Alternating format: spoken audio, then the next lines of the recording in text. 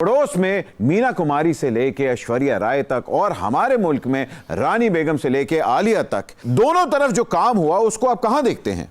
अदाकारी बुनियादी तौर पे देखिएगा, अदाकारी यह है कि ये झूठ है। मैंने लिखा, आपने डायरेक्ट किया, वो पोर्ट्रे हो गया। हाँ। लेकिन जब उस झूठ पे सच का गुमान होने लगे तो फिर वो मीना कुमारी होती है, फिर वो रानी होती है, फिर वो आलिया होती है, फिर वो ऐश्वर्या राय होती है। तो जब सच का गुमान, रेखा उमराव जान आज़ाद, वो मेरी फेवरेट फिल्म है।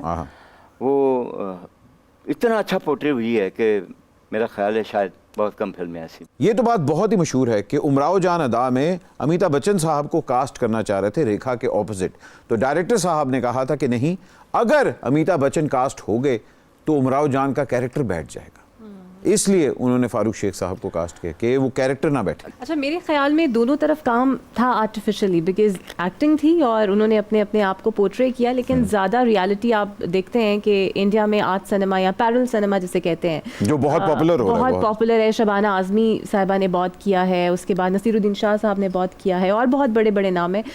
उन्होंने जिस तरह फिल्म मंडी है या और 2-3 फिल्म हैं, वो जिस तरह पोर्ट्रे अपने आप को करते हैं जिसमें ग्लैमराइज इतना नहीं करते, जब आप इसको देख रहे होते हैं तो आपको ये लगता है शायद ये वही लोग हैं जो आपके आसपास से निकले हैं और आपको कनेक्ट शायद ज़्यादा जल्दी कर देते हैं, बिकॉज वो ग्लैमर नहीं होता, उस तरह तामझाम वाले गाने उसके अंदर नहीं होते। सो मुझे लगता है कि वो ज़्यादा जल्दी आवाम उससे कनेक्ट कर जाते हैं, बिकॉज रैजल डैजल उसमें ख़त्म हो जाता है। पैरेलल सिनेमा असलियत होती है, जैसे अगर इनकी असलियत अगर आप देखें तो कुछ और है।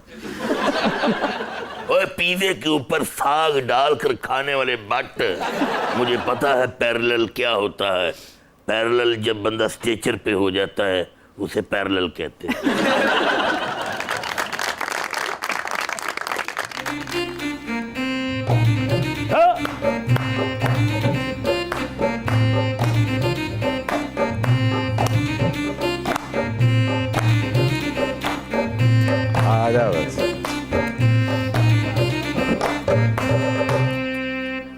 अदाबर्ज है, नाचीज को जंगूबाई कहते हैं। ओह, जंगूबाई। ये हैं जंगूबाई और मैं हूँ बाय द वे इनका मैनेजर दिलकश। ओह, दिलकश जी। ओए, ये तो कम आने वाली चीज़ है। मैंने व्हाट्सएप देंगे अपना।